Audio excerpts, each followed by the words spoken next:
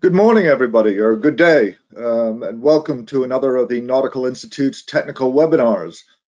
Today, our theme is DP Technical Personnel, and that's a very important subject for us, and I hope you will enjoy this webinar.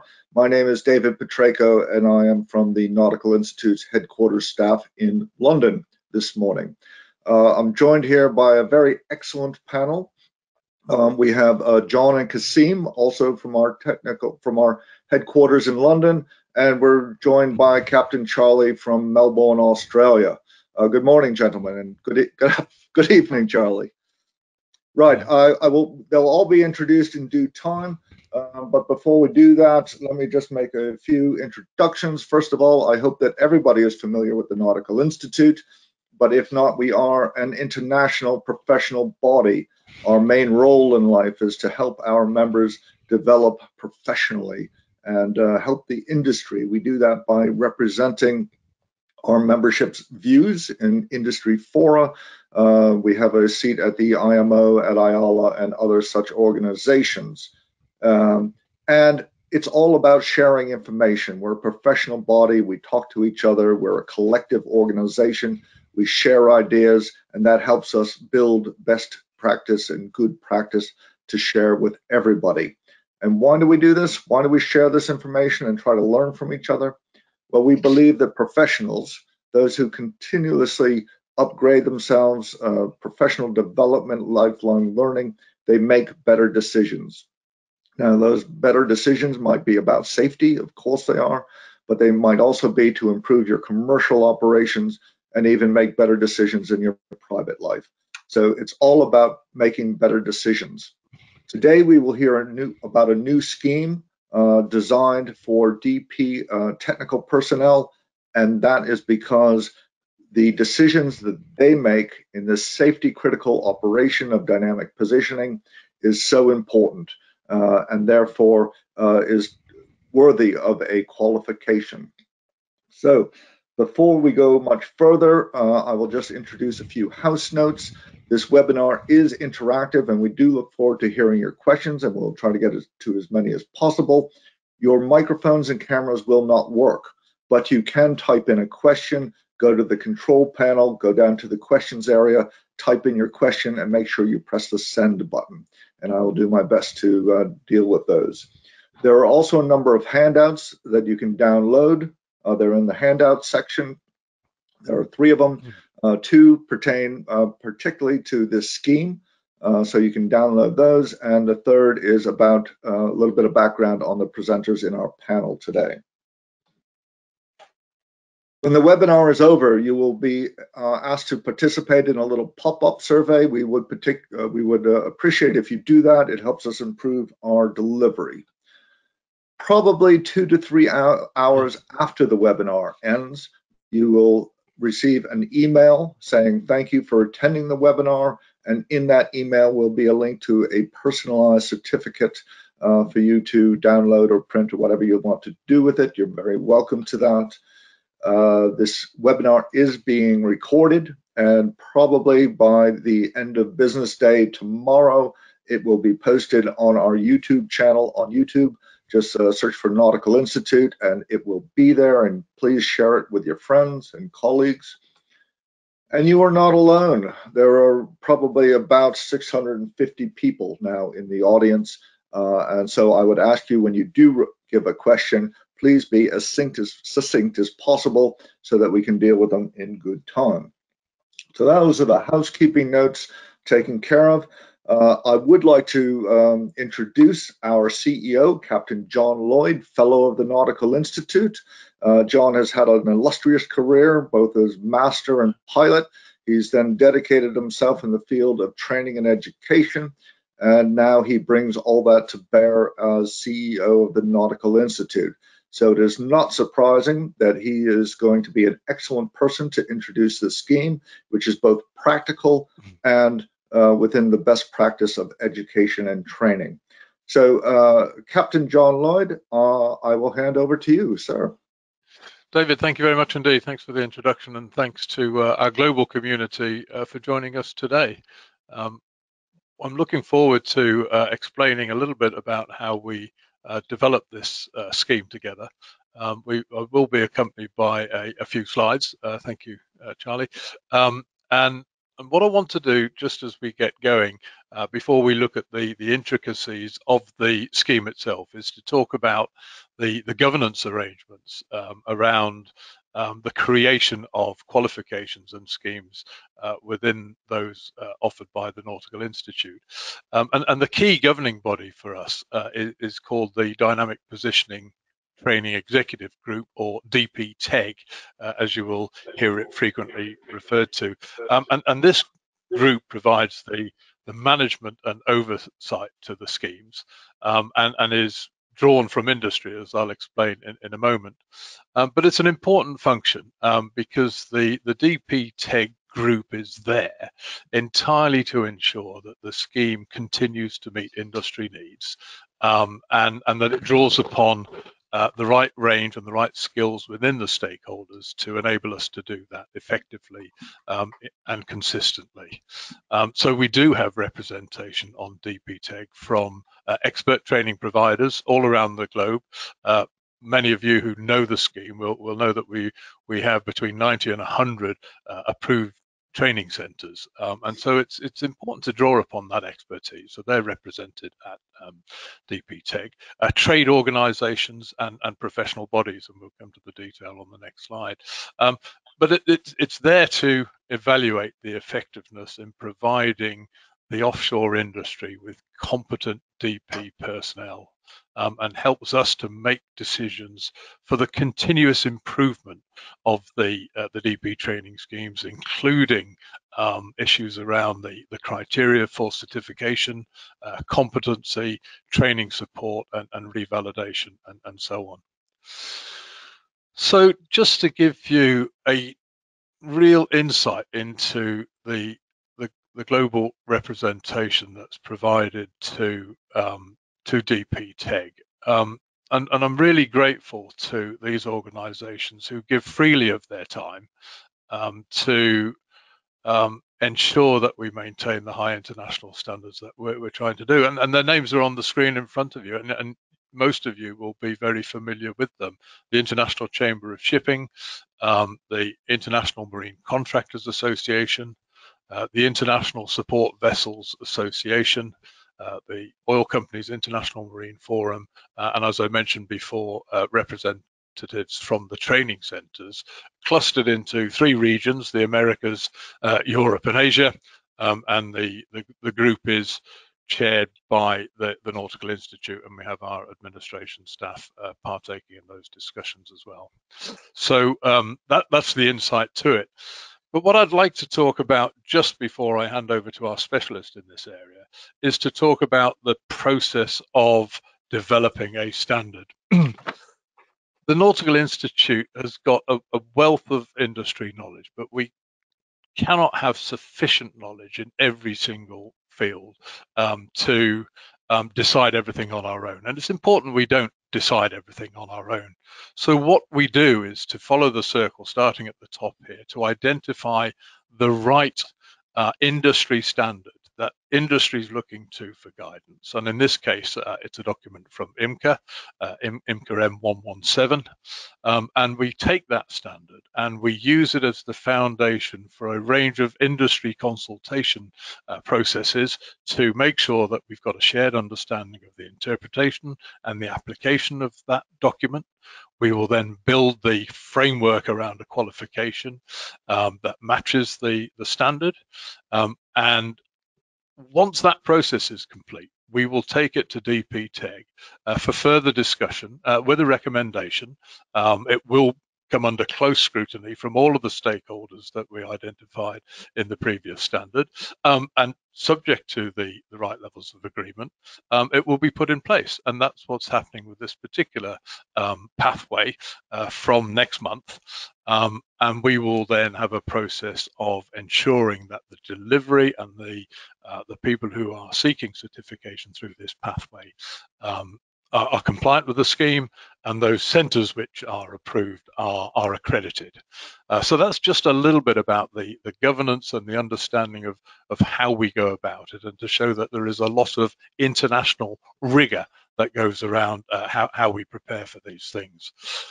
But what I'd like to do now is to hand you over to our real expert in this field, Captain Charlie Stewart.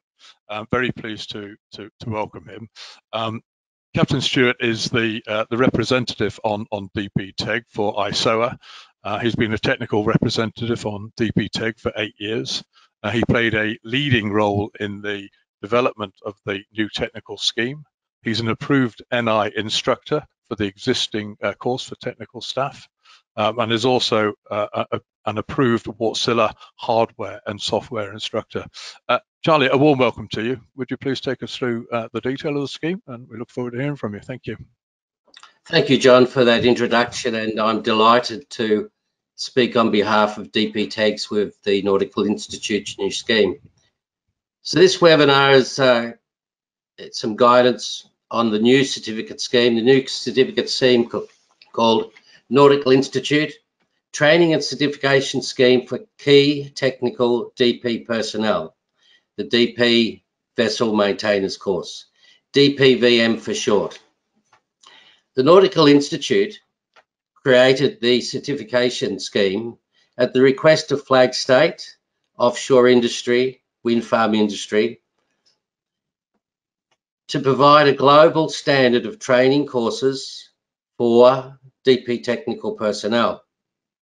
The scheme was developed based on feedback from the industry, plus the students that had already taken the Nautical Institute DP Knowledge for technical staff, plus from the instructors that actually conducted the course, to give us an overall good approach.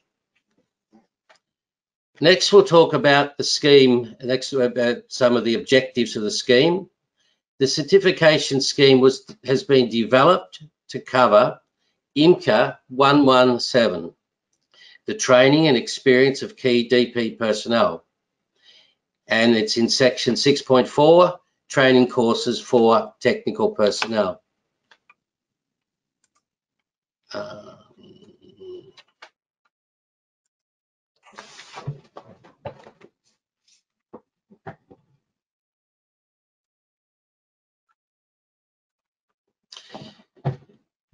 The course was developed, the training course covers 6.4, training course for key technical DP personnel, and appendixes 2 and 3. The course was developed from the Nautical Institute DP Knowledge for Technical Staff. To that, we added information from the documentations from IMO, IMCA, MTS, and OCCAM, and first-hand knowledge from DP personnel on board DP vessels, which was an important part. We'd also used this to develop the first course, the Nautical Institute DP Knowledge for Technical Staff, and continued the same approach with this new certification scheme. Now, the objectives of the new scheme is to provide a training scheme for new technical staff on board all DP vessels, set a global standard for course content and training across all Nautical Institute training centres. This provides and heading towards safe DP operation of all DP vessels, and as a way to demonstrate the compliance with the requirements of IMCA 117. The course may also be taken by current onboard technical personnel, as well as new starts in DP vessels, to refresh their knowledge, and also shore-based staff. If you're a deck officer that wants to increase your knowledge of the hardware side, or your shore-based staff, you can attend the training centre course only, but you would have to be a technical person serving on board a DP vessel to complete the scheme and to get a certification on the DP Vessel Maintainers course. The outline of the scheme, it starts with a Nautical Institute Training Centre 5-day course for technical DP personnel. Then there is a Nautical Institute online exam on the 5th day and issuing the Nautical Institute Logbook for technical DP personnel. The sea time requirements to fill in on your logbook: 26 sea time days aboard a DP vessel, with a minimum of 7 days with the vessel on DP recorded in your Nautical Institute logbook. The logbook has a task section which we'll cover in detail a little bit later on, but you complete the task section in the Nautical Institute DP logbook, and this will record vessel-specific training. You require a company confirmation sea time letter. Apply to the Nautical Institute. The Nautical Institute will check the documentation, your logbook, and then, if all's correct, will issue a certificate. The name of the certificate there is in blue: Key Technical DP Personnel Certificate, the DP Vessel Maintainers Course Certificate. Prior learning, recognition of prior learning for the Nautical Institute courses. If you've already completed the DP Knowledge for Technical Staff Part A, you will not need to undertake the Training Centre training course or the Nautical Institute exam. You simply apply to the Nautical Institute for a Technical DP Personnel logbook, complete the sea time, and again the sea time is 26 sea time days on board a DP vessel, with a minimum of 7 days with the vessel on DP recorded in the NI logbook. Again, you complete the task section in the logbook, which will record vessel-specific training on board. You obtain a company confirmation of sea time letter and then apply to the Nautical Institute. And after they check and verify the documentation, you will be issued the certificate. So if you're lucky enough to do the DP Knowledge for Technical Staff, this is a short route for a certificate. Recognition of prior learning for serving on a DP vessel as engineer and an ETO. The course is designed for new entrants to the offshore industry, but there is some benefit of redoing some of the training and getting a certificate for time on board. So if you are an engineer or an ETO and have at least 150 days on a DP vessel in the last 5 years, you will not need to undertake the Training Centre course. All that will be required is that you attend a Nautical Institute DP Training Centre and complete the online exam to verify that you actually have the competency for the certificate. After you've passed the exam, you will be issued with a Nautical Institute Technical DP Personnel Logbook. Again, the same route, 26 sea time days on board a DP vessel with a minimum of 7 on DP, recorded in a Nautical Institute logbook. Complete the task section in the logbook to record vessel-specific training. Company confirmation of sea time letter, apply to the Nautical Institute. And then you'll be issued with a Nautical Institute certificate. The online exam is 30 multiple choice questions from a large bank of questions. You're given an hour and 15 minutes to complete the exam. It's online and vetted by the Nautical Institute. There's a large bank of technical questions that are rotated for the questions and are selected for different categories within the exam. If anyone does the exam, if you find any questions that you think is not appropriate, you need to give feedback to the Nautical Institute and the DP Tags group to update any questions that have slipped through. The validity of the certificate's is validity of 5 years. So you hold the certificate for 5 years. At the end of 5 years, to revalidate your certificate, you will need to have spent 150 days on a DP vessel and log that in your Nautical Institute DP Vessel Maintenance Logbook, and a confirmation letter from the Nautical Institute.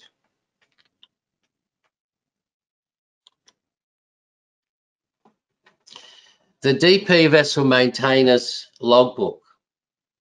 To go along with the course, you'll be issued with a Nautical Institute logbook, which allows you to log all your time. Now, the Nautical Institute allows all hours on watch to be logged, not just hours on DP. This is because the technical staff are working on the vessel systems when the vessel is not on DP. So if you're part of the technical team and you're repairing DP systems or doing preventative maintenance or mobilizing for work, the vessel's not necessarily on DP. So a lot of the work of the technical staff is done when the vessel's not on DP, and this is recognized by the Nautical Institute. And in your logbook, you'll log the total time on board and your hours that you're on watch and doing the maintenance. The logbook also allows you to enter specific tasks.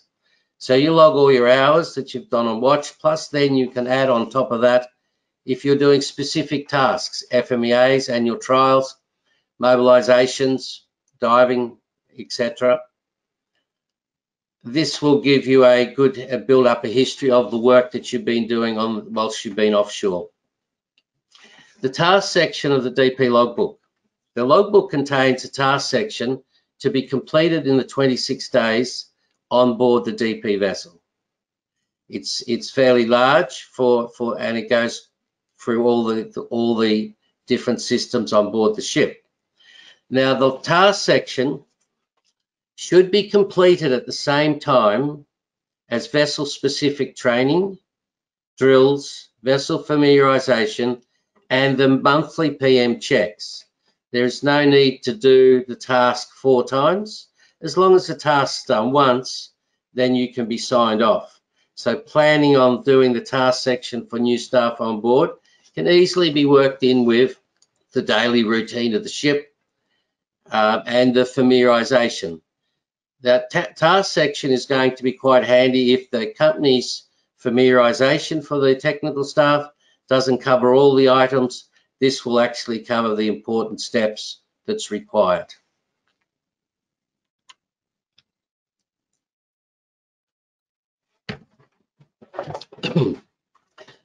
Technical support for the Nautical Institute auditing staff and the Nautical Institute training centres. Nautical Institute knows that this is a new training course, and the Nautical Institute will supply technical support to the training centres and DP auditors. And this will help for the training centres to understand what the course contents is and to build their training notes. They'll assist with verifying the training notes actually meet the standards required and feeding back information of the exam questions and the actual meaning if there's a problem and dealing with the question bank and updating it as required. The Nautical Institute is also going to supply to the training centres sample FMEAs, annual trial documents, and also a selection of documents from IMO, OCMF, MTS, and IMCA to ensure that the training centres have the correct libraries and the correct materials available to actually run the course the same as all other training centres. Course documentation. The course documentation can be downloaded after the webinar. The course documentation is fairly detailed. The course content is fairly well explained in detail so that we make sure that the training centres all follow the same standard. And there's a link there to the Nautical Institute website that you can download the documentation as well. Back to you, David. Right, thanks, Charlie. That was a great wrap up of the event, of the scheme. As Charlie mentioned, the scheme itself is available for download in your download section. I'll just put it on the screen there, or available from our Alexa platform website, which is available at that address, or you can get through it from our main website. So on that note, I will welcome into the group Kasim, and I will hand over to John to start the Q&A period. John, over to you, sir. David, thank you very much. And just to introduce Kasim Masood, he's our accreditations manager and one of the driving forces behind the implementation, and will be very much at the lead of the accreditation and the approvals as we bring the scheme on live. There've been a lot of questions come through online. Thank you for those. Charlie, I'd like you to respond to the first one, and it's from Manoran. And although he's asked us to provide it, could you just tell us a little bit more about the type of tasks that are in the DP maintainer logbook? What are the sort of things that we're asking people to A, be exposed to, and B, to record in the logbook? Okay, it's based around the vessel's FMEA and making sure that the technical staff understand what's in the FMEA and how the vessel is set up. The whole training scheme recognises the fact that the technical staff already have training in many areas on board the vessel, water systems, cooling systems. The course aims at the redundancy and how DP systems and DP operations integrate into the systems that they are normally understanding. So it would be the redundancy concepts, and that's well explained in the FMEA. So it's basically walking through the sections of the FMEA. The task section is divided up into fuel systems, cooling systems, etc. And it's very similar to what should be on the vessel as a familiarization for new people to the vessel. Remembering every time you go to a new vessel, you have to do familiarization training, because although the vessel might have the same equipment, you need to know where the equipment is, where the controllers are, where the crossover valves are. So part of that training is all recorded in the logbook, and there's 3 sections in the logbook. You can actually record 3 vessel visits. Back to you, John. Okay, thank you very much. The next question I'm going to respond to, Pinderjit, thank you for this. The question was, will the course be compulsory for deck officers for DPOs? The answer to that is no, it's not. It is a scheme particularly for technical staff, and Charlie mentioned that it may be of interest to DPOs, but it will not be part of the DPO certification scheme, and it will not be part of the revalidation requirement for DPOs. This is a separate community, if you will. And so thank you for that. There was another question from Lars, which was when we referred to the 7 DP days and how long. We've got a long-standing arrangement where the minimum period for a DP day to be compliant, if you like, is 2 hours, and that would be the case for these days as well. But Charlie also made the very important point that many of the tasks are undertaken while the vessels are not on DP, and it will be perfectly valid to gain and record that experience as well. Kasim, there's a question that's arisen in relation to the particular circumstances surrounding the difficulties of travel and so on. Do you anticipate that the theory part of the course will be able to be delivered remotely? And that's Ahmed. Ahmed, thank you for that question in advance, in fact. Thank you, John, for this question. The NI has given a approval to our training centers for induction course, temporary approval to deliver online course during the COVID-19. And we are working with our training providers to offer this DPVM course online during this time. Okay, thank you for that. There's a couple of other questions which I'd like to pick up, but one of which is, don't engineers know all this stuff anyway, and so what's the point, and will it be compulsory? And Lars and Ian, and thank you for those questions. I think what the DPO scheme demonstrated was that if we can codify a harmonized standard and give people the opportunity to demonstrate that they've had the relevant experience, training and certification, it enhances their attractiveness for employability. The industry is confident of what they've done and so on. And the way that we see this scheme operating is in a similar way, that we will provide an easy route for experienced people and those who've been through the training to demonstrate that they've met the guidelines of IMCA M117. So we see that as enhancing a global consistency in terms of the application of those guidelines.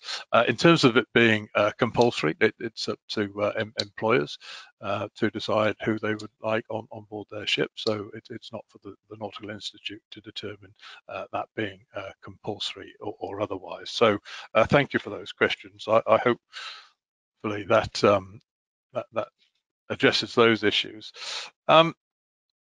Kasim, just returning to you, how do you see this might impact as we see, this is a question from Roman, autonomous ships.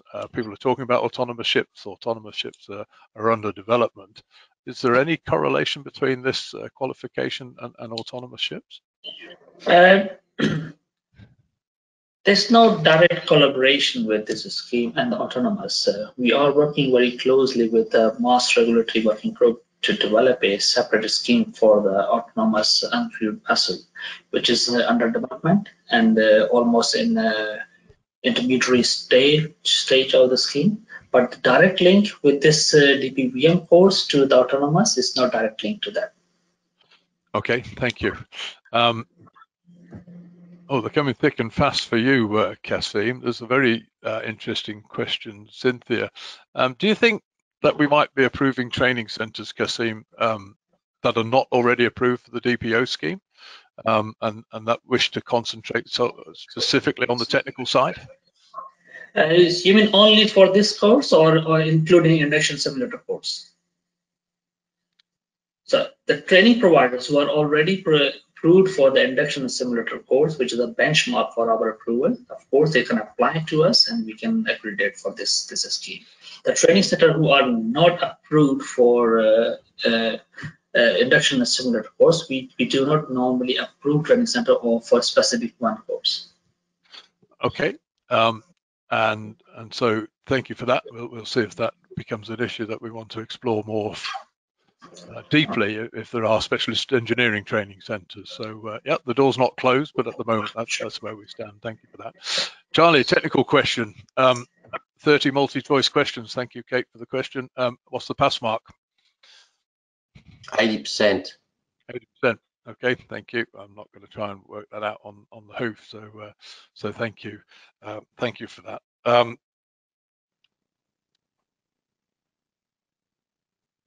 Charlie, there's some discussion. What's going to be the? I know a lot of discussion happened around those already experienced engineers. Do you want to talk a little bit more about how we're going to respect and recognise the experience of people? Is there what are the sort of arrangements for grandfathering people through this qualification? Yeah, just to go over that presentation, the prior learning, the grandfathering clause for people that are already on the vessel. Now, the DP tags recognises that people that already work on the DP vessels have a good knowledge of the systems, understand a good knowledge of the FMEA. So the majority of people working on the vessels will only have to sit the exam. Now, it's important we don't just hand out, the Nautical Institute doesn't hand out certificates to everyone just because they've been on a DP vessel. So there is a requirement to do the online exam. If you've got a good knowledge of DP and the DP systems on a DP vessel, then the exam will not be an issue and you'll be able to pass that and travel on to the rate. The course does require them to fill in the logbook just to make sure that they have a good understanding of everything that the scheme covers. But it is recognised that they do have a good knowledge of DP vessels, so they don't have to go to the training centre and start from scratch because they have that prior knowledge on board. But to ensure the industry standard, the industry and the course is well recognised, there is a requirement to test the abilities, and that's through the online exam. And if they have the knowledge, then it won't be hard. If they fail the exam, then it will give them an idea of what they do, and then they have a choice of resitting the exam or actually picking the course up. Back to you, John. Okay, thank you very much. Kasim, there's a question already. How will people who've been awarded the certificate, there's a presumption in the question that it will be valid for 5 years. How will they revalidate? John, we are working, they have to complete 150 days, the sea term in 5 years, and we are working closely with our training centers to develop a revalidation course to complete. So who cannot complete 150 days for some reason, they have to retake the revalidation course to apply.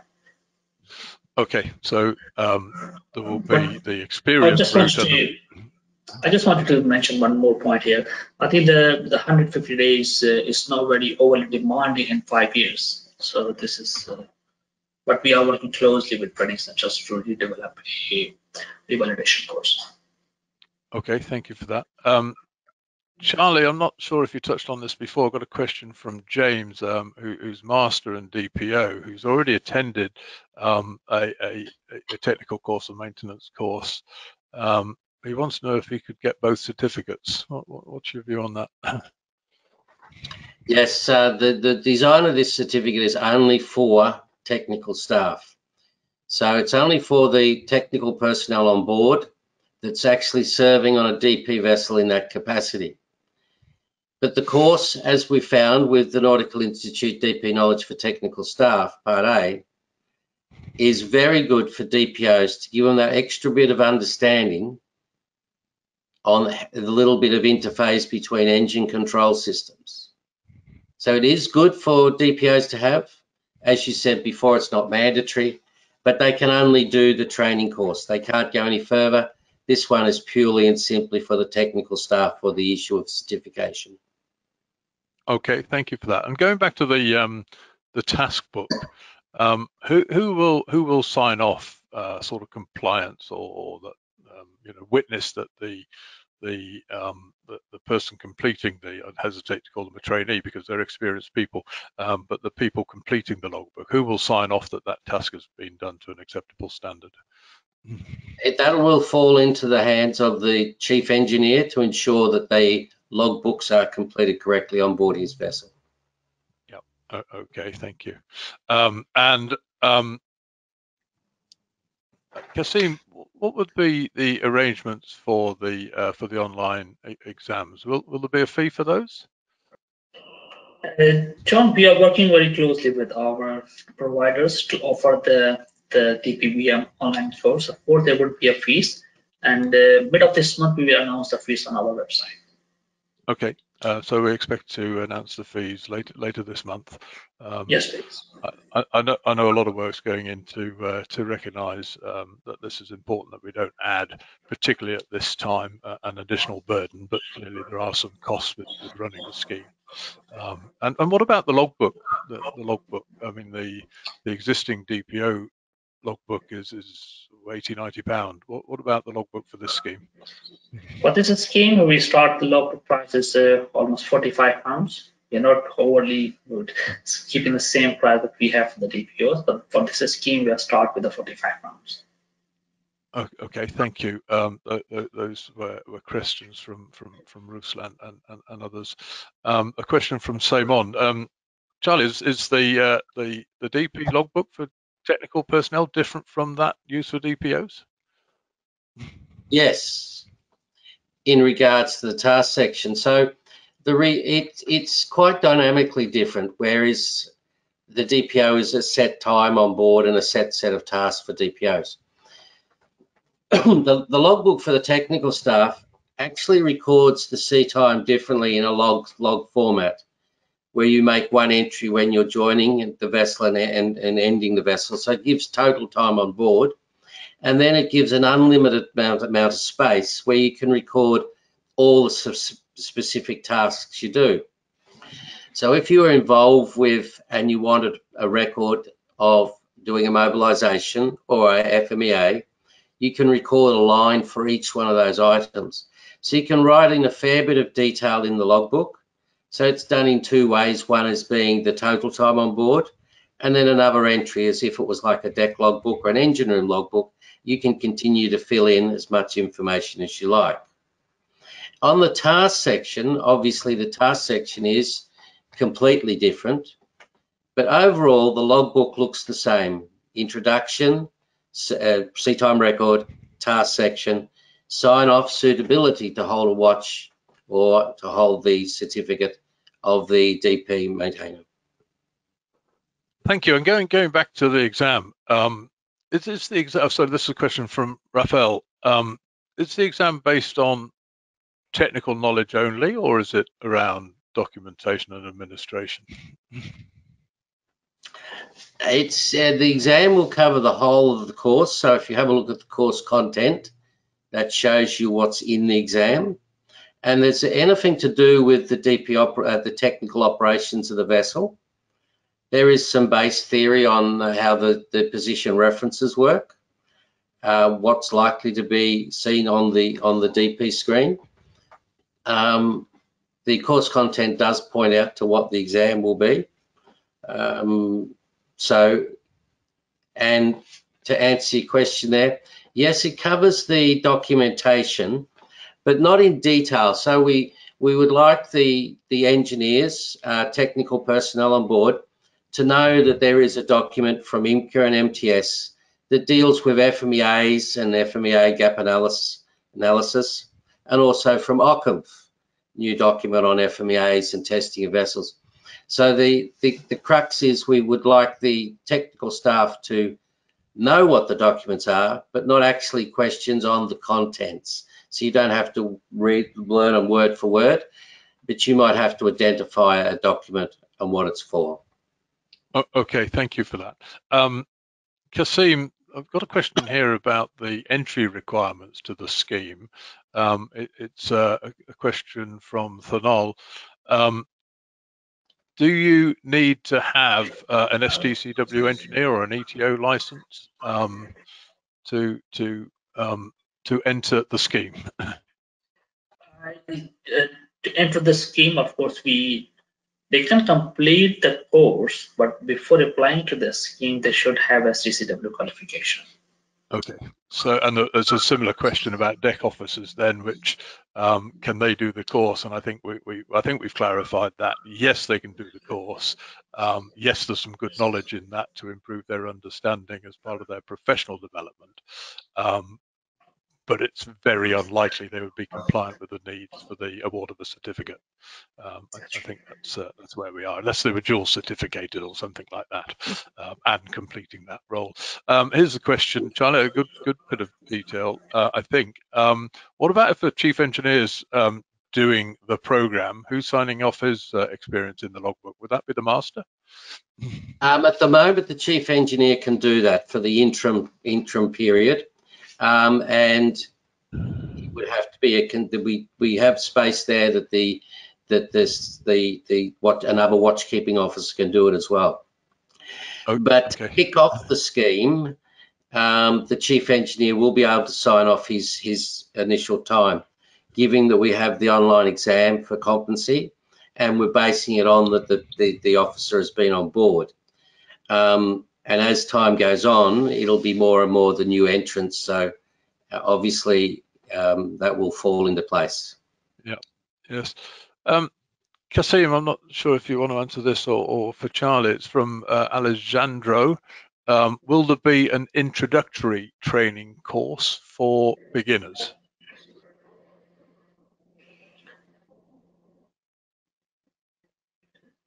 Right, okay. This one, we don't have introductory course. We have a specific this course. If they just wanted to obtain, just beginning with the scheme, I think this is a good course to take. We were not having any introductory course.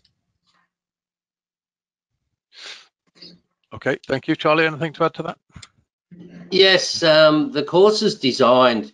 The reason why we don't need the people that have been on the DP vessels for a long time to do the course is that it's actually has a fair bit of induction course in it. So the course, it can be for a technically trained person, someone that already knows what a fuel system is, what a water system is, and then we work on the redundancy concepts.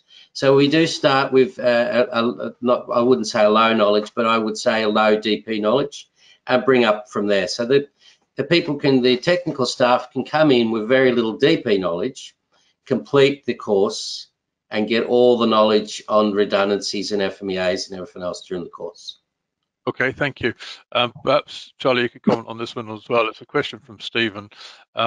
For consultants conducting DP trials, could they attend the course? Would there be value in that?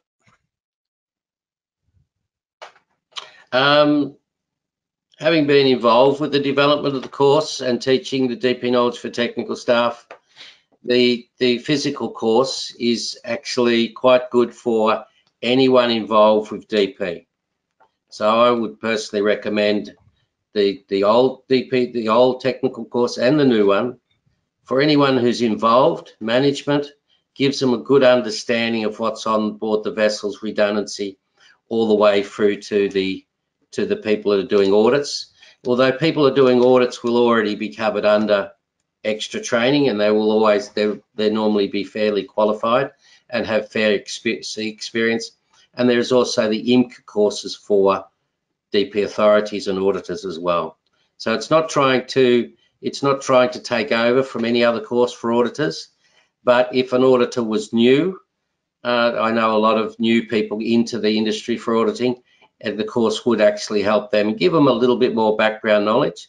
And as we said in the presentation, the course, it can be looked at as a refresher course. So although you do know the subject quite well, it doesn't hurt to go through it. If they, of course, if the auditor was a technical staff already, an engineer or ETO, and had completed the 150 days in the last 5 years, then he would be actually able to do the exam, get a logbook, and then go to a ship for 26 days, which isn't a very long time to get a certificate for this, if they want to go. Thank you. I had a question of detail there, and forgive me, I can't remember the question now. What if somebody did their technical knowledge course more than 5 years ago? Well, they'll need to repeat it again because it's outside 5 years. But that question, that will not come up because we've only been running, or the Nautical Institute's only been running the DP knowledge for technical staff since 2017. So 3 years, isn't it? Yeah, so basically what happens on the 1st of March, the Nautical Institute DP knowledge for technical staff will stop and the new scheme will take over. So by default, there's no way you can do that. It won't be out of date. Okay, thank you. I'm going to give my panelists a bit of a rest, and I'll pick up the next couple of questions. There's one from Ahmed here saying, do we need 2 different DP confirmation letters, one for DPO and one for DPVM? Ahmed, it's very, very unlikely that people will be dual certificated. So if you're a DPO, you should concentrate on the confirmation letters that you need to revalidate your DPO qualification. In the event that you need more help than that, then drop us a line and we'll give you the support that you need to do that. Charlie, sorry, yep. Yeah, we haven't discussed the sea time letters with yourself, but at the moment DPOs have 2 different sea time letters before and after 2015 that needs to be combined. And the work group has been discussing the DP sea time letters. It's most likely the one type of DP sea time letter will be for both DPOs and engineers, simply to make it easier for the personnel ashore, the shore-based personnel, to actually issue the sea time letters. So we need to streamline that process. And basically what we're saying is the person's been on the vessel that was on DP for 7 days.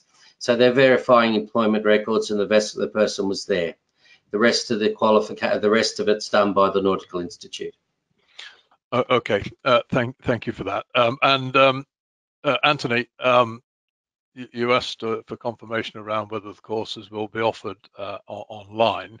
The answer to that is that the Nautical Institute will work constructively with the training centres that wish to be approved for this, and if they can demonstrate compliance with the standard and effective learning remotely, then we will approve them to do the relevant components for that.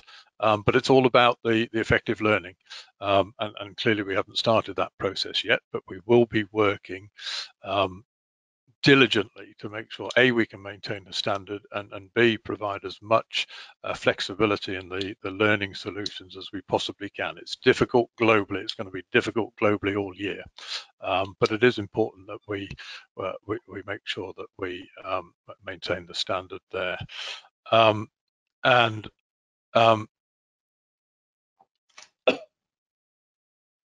Let me just have a look. Charlie, was there any mapping done against anything other than the requirements suggested within the IMCA M117? And I'm thinking there of the MTS documents, the PDDP maintainers and the electrical competencies too, or is that a separate exercise?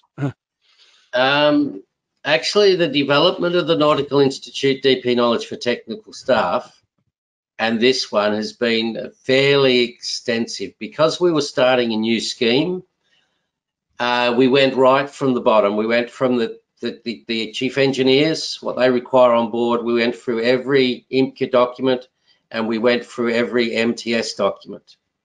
That's why the course contains references to MTS, IMCA, and OCCAM's document. We are in a good standing nowadays that there is some very good documentation from all those organisations. During this course, the course will point to those, and a lot of we've covered as much as we can from all those organisations. So not only did we go from IMO down to IMCA, MTS, and OCCAM, we also did the onboard people. So this training course is like 5 years in the making, and it's a substantial number of work groups. The work groups are quite diversified, and there's a lot of people put a lot of effort into it, and they were well versed across the industry. Back to you, John. Okay, thank you very much. Questions are still flowing in very quickly. Can I apply to do the course individually or through the company? The applications for the course will be directly with the training centre. We will be making a number of different arrangements for people who are grandfathering for the examination process, and those details will be promulgated at the end of February.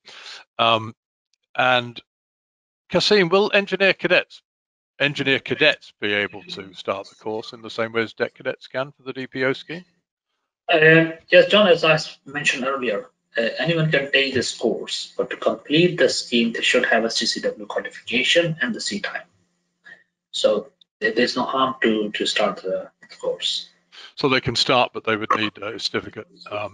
We've had a similar question, I think, from Captain Joseph, surrounding people who might have, in the ETO role, they might have an electrical degree. I think the answer is the same then, that they could do the course, and if they're engaged in the right capacity on board ship, then they'll be eligible for the certificate. Yes. Is that right? Yep. Thank you for that. A question from Captain Andre. Well, Charlie, you're closest to the industry. You're here representing ISOA.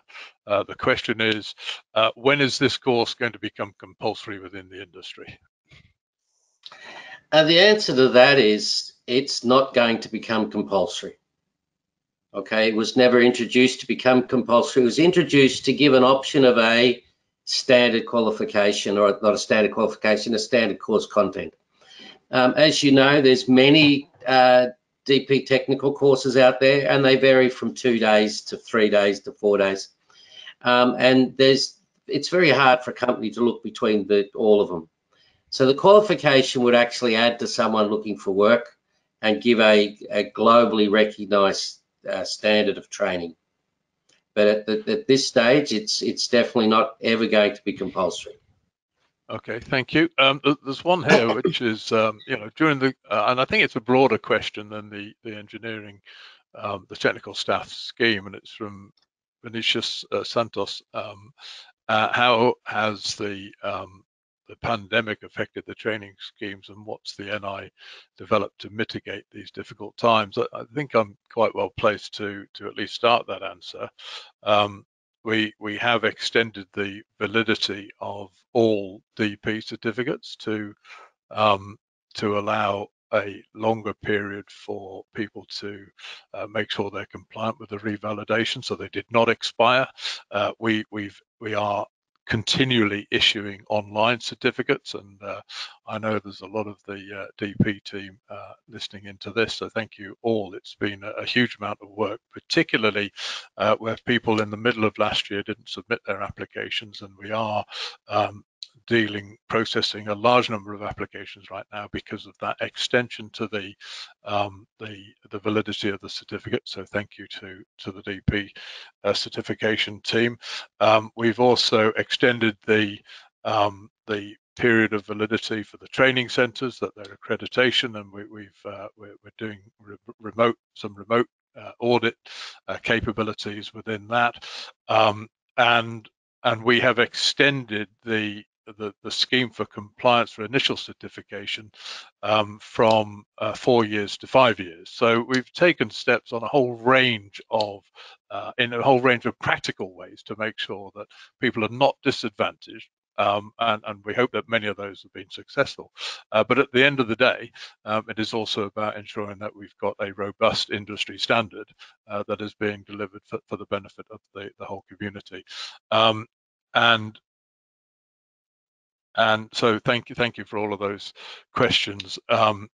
We will certainly be taking other questions as we go forward, and we'll develop a frequently asked questions section to the website relating to this course. What about shore staff? How can they show sea time and DP time? I think this will be the final question. When David appears, I know it's time to take the final question. Charlie, what about shore staff? How can they show sea time and the DP logbook? Okay, well, shore-based, the DP logbook will only be issued to seagoing staff. So the technical staff on board the vessels are the ones that we can get the certificate. If you're shore-based and not going to go onto a vessel, then that's not going to, you don't need to worry about that. But the course is actually well targeted for any management team to give them a good understanding of the redundancy, so that if equipment breaks down, the importance of repairing equipment and such. So it's very good for shore-based staff. So I think there's a balance there, isn't there, between both the technical content of the delivery and the particular experience that needs to be demonstrated for a certification. So thank you for that. We will draw to a close now. Captain Charlie, thank you so much indeed for your insight into the development and also the robust answering of the questions. Kasim, thank you for joining us for the Q&A. It's very much appreciated. David, to you for closing remarks. Thank you. Thanks, John. Just to end on one more question from Samir. When does all this come into effect? So the standard is being launched in March. That's next month. And as soon as we have centres approved, then individuals will be able to apply to enrol in those courses. So watch the space on the website for approved centres, and do approach your local training centres to see what their individual plans are. Kasim, anything to add to that? I totally agree with you, and especially for the people who are coming under the grandfathering scheme, they just keep an eye on our website, and we'll be offering online exams from March. So they can complete the course and apply directly to NI to obtain the logbook to complete the task section report before applying for the certificates to the NI. Thank you for that. Yes, a good reminder about the grandfathering pathway. Thank you. Okay, thanks, John. Thanks, Charlie and Kasim. Just a very brief reminder to everybody that those documents are available for just one more minute as download if you want to grab them now. Otherwise, they can get them off the website or just write in and request them. We'll be happy to answer any further questions. So in closing, I'd just like to remind everybody that the Nautical Institute is a membership organization. You're all most welcome to join us to participate in this kind of debate, to further the development of the industry and qualifications, and of course, as I said in the beginning, to help us all make better decisions. So on that note, again, thank you very much to John, Charlie, and Kasim. I will invite you to log off now. Thank you so much for your time and effort. Thank you, David. And I will thank everybody in the audience for your participation. We've had hundreds of people and many questions. I hope we've gotten to most of them. Thank you again for your interest in the Nautical Institute, and I will bring this webinar to a close. Thank you and good day.